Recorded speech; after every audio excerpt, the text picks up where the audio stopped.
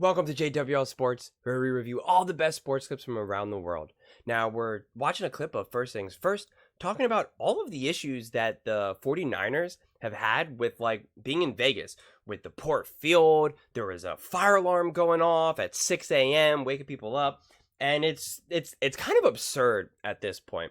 And, of course, you have some people that say no excuses, and you have other people that say this is ridiculous, this is absurd. It's definitely not an excuse. Sleep is the real deal. The playing field is a real deal, and so is sleep.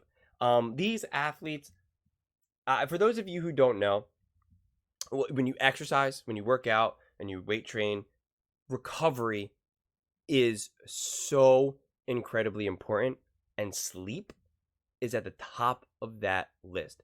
You can work out all you want, eat all the protein and calories, everything that you need, but if you don't sleep, you will not recover. Sleep is so brutal. There's a reason why you have to do it every night. There's a reason why if you don't get a good night's sleep, you feel awful the next day. You are literally physically weaker. Okay, you're literally physically weaker. If you could bench 250 pounds for 10 reps or whatever, if you don't get a good night's sleep the next day, you will not be able to bench 250 pounds for the same 10 reps. You just won't. It's just the way it works. Literally, if you're sleep deprived within a few days, your blood sugar starts to mimic that of someone who has type 2 diabetes. Okay, sleep is so important. Now, does one disruption mean that you're just screwed? No, and that's not what I'm saying, but it does hurt. If these guys really got up a lot, if someone was sleeping until, and I don't know what their schedule is like right now, if some of these guys really got some of their sleep cut short, it does really suck because it affects the whole day, and then you got to try to catch up in the next day, the next night, and it just really kind of affects things. I don't know how hard they're really practicing, or in terms of on Thursday before the game, or how important some of this stuff is in this moment, or if it's just a little bit more of fine tuning some things, but it does play a factor. It really, really does. And it's not an excuse. Distractions, and I'd consider a fire alarm the most teams a chief concern. These whiny babies. Oh. This was from the ESPN article. They said it went off at 6:03 a.m. Yeah. Christian McCaffrey says conspiracy was on purpose. Bosa immediately hit up the D lineman group chat. And they also, by the way, talked about how they remain unhappy about the field conditions, and now this has only compounded it. Then in the Athletic story, we get this, Jim. I have to read it to you. Safety Deshaun Gibson, who said he'd never seen so many sleepy faces in the morning as he did Thursday, went as far as saying the disruption made practice later that day a little more difficult. Next, practice seemed a little harder. Our bodies were a little tired, but I think we'll get caught up on our sleep today. Wait till we hear the post-game quotes about we couldn't even listen to Kyle at the halftime locker room. Our crew was so damn loud. This whole thing's been ridiculous. These whiny babies. 6:03 a.m., be up. Super Bowl week. Get to work. Wilds gets up at 6 a.m. to go to the No Excuses Power Plant and do push-ups. I know, but just for the record, Greg, they're not working 9 to 5 jobs. They have to be at peak performance at 6 p.m. The article said Kittle's alarm was for 6:10. Oh, and this went off at 6:03, and we're like, oh my God, Greg, is this a heavens thing? to Well, that's Betsy. Kittle. I don't know what the other players are. It's not a chief concern, but it is unsettling because it's something like for this week, being that it is Super Bowl week, being that you are going to be in a hotel, not your normal environment for the week, you try to keep things as consistent as possible. So anything that disrupts that, it matters. And although, as you point out, they're crying about it. If this were the Chiefs, you would be on the other side of it. No, this happened to the Chiefs in a playoff game before the Patriots 8 years ago, and nobody remembers because who cares? I'm with Greg. Go ahead. It is a concern simply because it's something that's disrupting what normal looks like.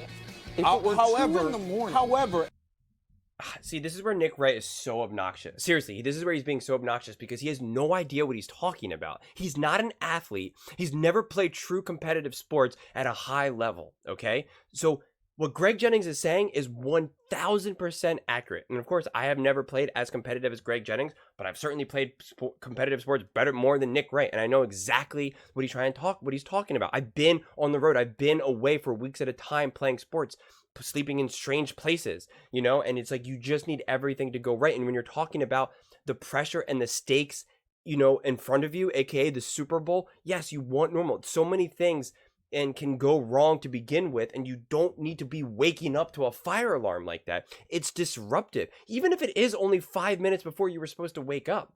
It is. I'm afraid to say this term because I feel like a lot of people would jump at it, but it's traumatic. Okay, there's different degrees of trauma. Okay, so I'm not saying it's traumatic where they're going to be having panic attacks now, but it is. It's unsettling. Anyone who's ever woken up, in a more intense fashion, which I've had the unfortunate reality of having true traumatic events being woken up to multiple times in my life, especially on the more recent side, true scary family emergencies, one of them ending with me smashing my clavicle and breaking it. It matters. Seriously, it's just unsettling.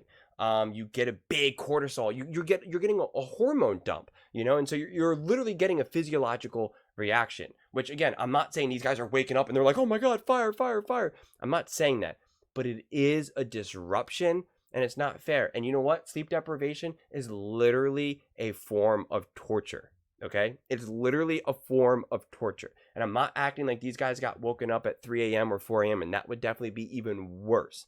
But Nick is just acting like that this is just nothing, and the field is crap. The Players Association, literally the president of the Players Association, literally came out and said this field is not good enough. They made a mistake. They didn't cover it, or they didn't put a piece of like plastic on it or whatever. Forget exactly what it was, but that was the president of the Players Association. So stop pretending like all of these things don't matter. And as Greg Jennings pointed out, yeah, if it was for the Chiefs, he would be complaining and say, oh, everyone's just trying to do it. It's those Vegas fans. The Vegas fans, someone clearly working at that hotel hates the Chiefs. And you know why? That's because Patrick Mahomes always destroys the Raiders. And he would go on this whole long tangent about it. And he goes, but you know what? It doesn't matter because Patrick Mahomes is still going to win. And then he would put it on the bulletin board and say, it would be a picture of a fire alarm or something, or it would be like an entire, Las Vegas, a map of Las Vegas. And he would say on the bulletin board. But if it's the 49ers, he acts like it's nothing and he's just being demeaning, fake crying like a baby. And it's just not right. These athletes, I think if you ever watch Parks and Recreation, a perfect highlight of this is when one of the main characters, who I completely forget his name right now, but he's the guy who's really into health and fitness and wellness right now. And he's, very specific. And what it is he ends up like getting the flu. And he keeps talking about how his body is like a microchip, and one tiny little speck of sand can completely destroy it and run it down. And in a lot of ways, that's how these athletes are, is that they are running on such a fine line between peak performance, and just exploding. Seriously. I mean, you see this so easily in weightlifting, powerlifting, and strongman stuff, is that it's called peak week. You try to reach maximum peak, and it's just at the top, that if you are a little bit under, then you can't reach that peak, and if you're a little bit over, you get injured. That's how you get injured. You overextend yourself. And so all of these things matter so much. They talk about this again, especially in powerlifting and strongman. It's like getting your sleep 100% dialed in, your diet 100% dialed in, your routine, everything. And so these guys, there's a reason why Kittle has a 6:10 alarm, because for whatever reason, that's exactly what he needs, right? LeBron James sleeps, he has the exact temperature in his room, in his hotel room, because he knows the perfect temperature that he needs in order to fall asleep and get the deepest amount of sleep.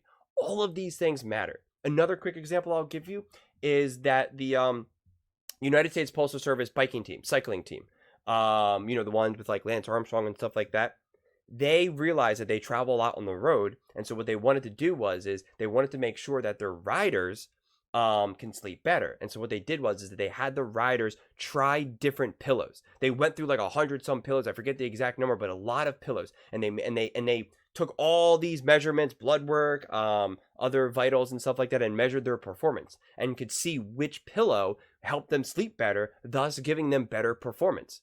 And it shown to really work. Those things really, really, really matter. I can't emphasize that. And again, I'm not going to act like if the 49ers lose this Super Bowl, that's because why. I am not saying that. So save those types of comments. That's not at all what I'm saying. But it is something. It is a disadvantage. And when you're going toe-to-toe in the Super Bowl, every little advantage or every little disadvantage really does matter. There's a difference between 100% and 99%.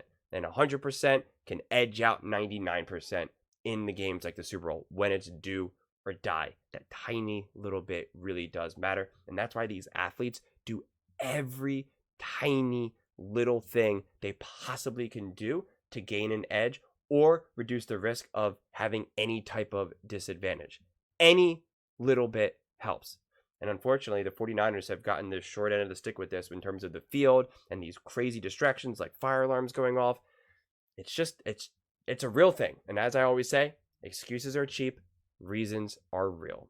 But that's the way I see it. I would absolutely love to hear your thoughts on this one.